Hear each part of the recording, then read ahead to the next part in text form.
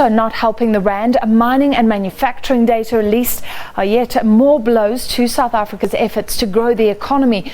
The volume of goods produced in South African factories fell in October. Mining production also contracted by nearly 3% year on year, confirming that our economy continues to take strain. Yesterday, data showed the economy grew by only 0.2% in the third quarter of this year. Today's data does not bode well for the fourth quarter of the year.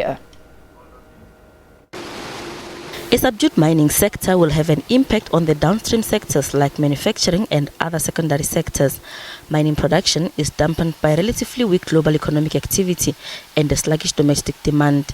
The main negative contributors were the platinum group metals, falling to negative 12%. The other negative contributors were manganese ore, other non-metallic minerals and gold. It means that there's less revenue going to the mining houses. They have less capital available to develop new resources, even to maintain the existing ones.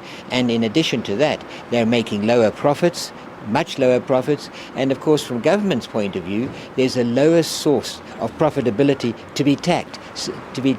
So revenue is also shrinking. So all around, I'm afraid this is rather distressing news.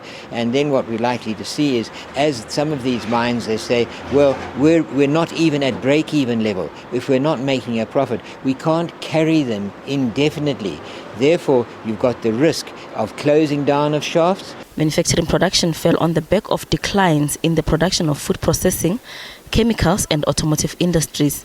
Weak global and domestic demand is to blame. Manufacturing is around 15% of total economic activity. If we're taking that down to a lower level, it does mean that it can have an effect on the overall economy. Instead of being a low-growth economy, we risk slipping into a no-growth economy. And that will mean job destruction, no new business creation. And I'm afraid it's just what the rating agencies said we had to be very careful about.